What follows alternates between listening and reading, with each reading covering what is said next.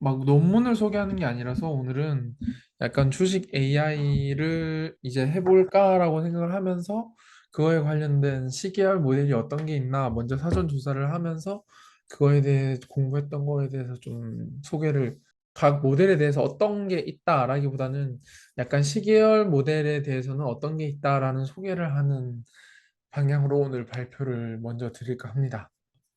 전에 공부를 하면서 봤었던 기사에서 이쪽 그 퀀트 트레이딩? 이게 약간 주식 그쪽 관련인데 모델에서 뛰어난 네이버 인공지능 쪽 프로젝트 책임자가 서울대 학사분이시면서도 금융 쪽에서는 이 모델 서브 자체를 좀 오래 하신 분인데 그러면서 이제 네이버에서 책임자로 계신 분인데 그분이 말을 하시는 게 금융 쪽에서는 이제 그냥 모델을 끼워 넣기만 하면 안 된다. 금융 쪽은 특이해서 시중의 모델이 아니라 그러한 특성들을 반영한 모델을 써야 한다라고 했었던 기억이 납니다.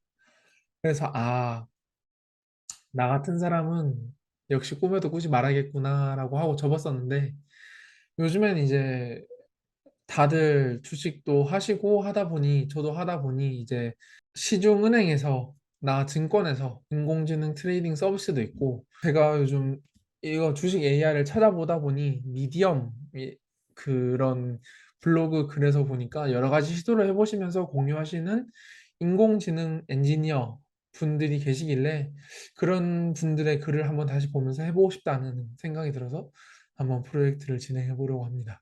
인공지능을 하시다 보면 특히 자연어 쪽, 시계열 쪽 공부를 하다 보면 LSTM을 접하게 되는데 주식 가격을 예측해 보게 됩니다. 그런데 되게 못 맞추거나 되게 잘 맞추거나 하는 것 같은데 자세히 보면 조금씩 뒤따라가는 것을 보신 적이 있을 겁니다. 저도 처음엔 그랬고요. 그래서 아직 주식에는 이런 인공지능을 사용하지 못하겠구나 하는 생각을 하면서 접었었던 기억이 있습니다. 그게 이 그래프인데요. 여기 보시면은 프레딕트 같은 경우에 파란색이고 트루가 초록색인데 아니 주황색인데 보면은 비슷하게 따라가나 느리게 따라가죠. 그래서 이러한 부분은 이제 제가 오늘 맨 마지막 정리 멘트로 말씀을 드릴 거고 우선 주가는 보통 이제 그날 이러한 가격을 형성했다라고 되면서 시계열로 많이들 접근을 하십니다. 앞서 말씀드렸듯이 전체적으로 따라가지만 늦게 따라가죠. 우선은 여기서부터 접근을 해보려고 합니다. 그래서 어떤 시계열 모델들이 있는지 어떤 특징을 가지고 있는지 조사를 해봤습니다. 딱히 특징을 조사했다기보다는 전체적으로 어떤 흐름으로 가고 있는지 정도만 오늘은 소개를 해드릴 것 같습니다. 시계열 모델 중에는 통계학 기반이 있습니다. 그게 뭐 AR이라고 어그레시브 AR 아리마라고 해서 AR과 MA의 사이를 이제 잇는 아리마가 있고 그거에 조금 더 나아진 버전이 S 아리마가 있고 그 다음에 이제 아마존에서 발표한 프로펫이 있습니다. 현재 상태가 과거의 상태로부터 비롯된다는 것을 바탕으로 이게 이제 시계열의 특징이죠. 옛날의 값이 이제 현재에 영향을 미친다. 그런 것을 바탕으로 수식을 만들어서 통계적 모델로 이용하고 있는 게 지금 소개해드린 것들이고 오래된 역사만큼 견고하고 아직도 사용이 되고 있습니다. 프로펙 같은 경우에는 시계열 데이터를 모델링하기 위해서 파이썬 또는 R 모듈로 만들어진 것인데 여기 앞에 보여지는 바와 같이 아리마 모델을 응용하고 있으며 페이스북에서 죄송합니다. 아마존이 아니라 페이스북입니다. 페이스북에서 발표한 방식입니다. 좀 더 진보적인 방법으로 트렌드와 주기적인 특성을 뿐만 아니라 예외적으로 이벤트와 같은 휴가철 상황까지도 모델링할 수 있도록 아리마 알고리즘을 확장한 것이 프로펫 페이스북입니다. 제가 잘못 말씀드렸네요. 그 다음이 이제 머신러닝 기법으로 만들어진 시계열 모델들입니다. 뭐 그레디언트 부스팅, 리그레션 트리 뭐 등등등 있는데 여기서 이제 제일 많이 쓰이는 기법은 XGBoost라고 하는데 결국에 이것도 부스팅 기법입니다. 딥러닝을 이용한 부스팅 모델들인데 부스팅은 여러 개의 디시전 트리를 조합해서 앙상블 하는 기법인데 여기 보시는 바와 같이 오른쪽에서 하나의 모델에서 뭐 이렇게 세로로 나왔다가 그 다음 모델에서는 첫 번째 모델에서 가로로 나왔다. 그 다음 모델에선 세로로 나왔다. 그 다음에서 또 세로로 나왔는데 우측으로 향해져 있다. 이렇게 돼 있으면은 요것들을 앙상블 해가지고 만들어진 게 디시전 아니 부스팅 기법입니다. 그리고 이제 많이 아시는 딥러닝 기법 중에 RNN 시계열에서 장기 기억으로 넘어가기 위한 제일 중요한 첫 번째 관문이었던 게 RNN이죠.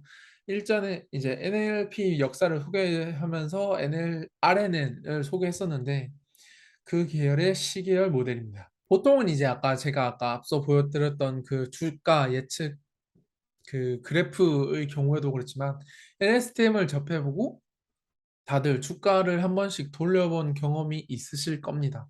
저도 아까 그렇게 해서 해봤던 결과가 아까 그랬고, 다만 이제 RNN 기반 딥러닝의 경우에는 장기 의존성 문제가 있죠. 그래서 이제 RNN 다음에 나온 게 이제 컨볼루션을 시계열 모델을 쓸 수 없을까라는 생각을 하게 되고 사람들이 그래서 컨볼루션의 로컬리티 지역적 특성을 잡고 딜레이션을 그러니까 지연 특성을 이용해서 그런 특성들을 잡아서 만든 게 웨이브넷인 거고 이 웨이브넷이 등장하면서 사람들이 요거는 오디오에서 되게 많이 썼습니다. 음성이랑 그래서 요거에서 사람들이 CNN도 시계열에 쓸 수 있겠다라고 하면서 원 DCNN, 그러니까 1차원 컨볼루션을 시퀀스 데이터에 적용하려는 시도가 되게 많았습니다. 그 중에서도 다양한 시퀀스 벤치 데이터셋에서 LSTM, GRU에 비해 되게 높은 성능을 보인 TCN이라고 있습니다.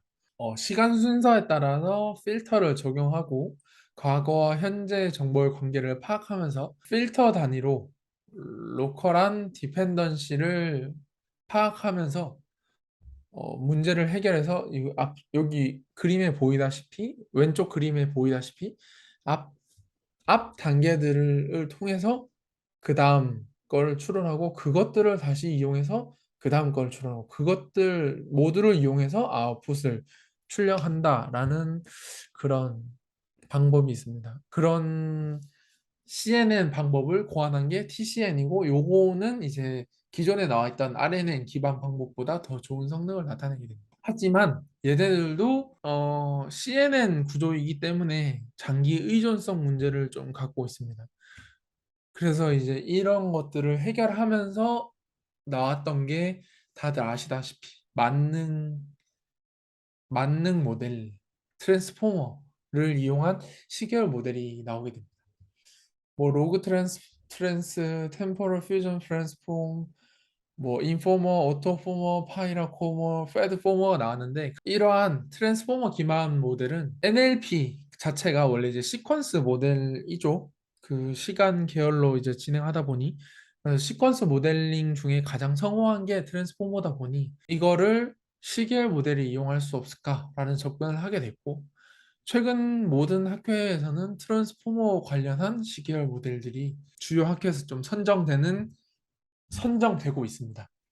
CNN이나 RNN 대비해서 그것보다 거기에서 나온 장기 기억 손실을 좀 더 보완할 수 있다는 점에서 용이하다는 이 트랜스포머를 이용하면 좀 더 용이하다는 장점이 있습니다. 이 중에서 이 인포머를 좀 더 언급하고 싶은데 이전까지의 트랜스포머의 장기 기억 장점을 유지하면서도 좀 더 빠르고 복잡도를 낮추고 빠르게 예측할 수 있다라는 방법을 제안하고 있습니다.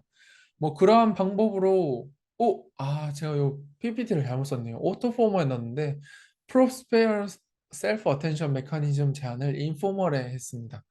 인포멀에서 이러한 제안을 하면서 좀 더 메모리 복잡도나 메모리 사용량이나 시간 복잡도가 되게 폭발적으로 폭발적으로 좀 해결한 모델이 이제 인포멀입니다. 그래서 트랜스포머 같은 경우에는 디코딩 방식이 오토 리그레시브한 방법이어서 결론을 추론하는 과정에서 약간 RNN처럼 좀 되게 느렸는데 인포멀에서는 방금 말했다시피 프로스페어 셀프 어텐션 인커니즘을 이용하면서 좀 더 빠른 방법을 내게 되었습니다. 그래서 이제 사람들이 인포멀에서 베스트 페이퍼를 줬고 그 다음부터는 이제 다들 트랜스포머가 대세구나 하면서 트랜스포머에 대해서 좀 많은 발표가 이루어졌었습니다. 근데 문제는 트랜스포머의 핵심은 멀티헤드 셀프 어텐션이죠. 셀프 어텐션을 통해서 내가 그 문장 혹은 시계열에서 얼마나 연관을 가지고 있느냐를 계산하는 거죠. 근데 이거는 시간 순서를 고려하지 않고 앞뒤 전부의 상관관계를 이용한다는 그런 특징이 있습니다. 근데 이게 과연 시계열에 적합한 것인가? 라는 의문점이 제기되었고, 그 저번 시간에 그 준영님이 말씀해 주셨듯이 트랜스포머가 굳이 맞는가? 라는 것처럼 요 시계열 모델에서도 트랜스포머가 맞는가?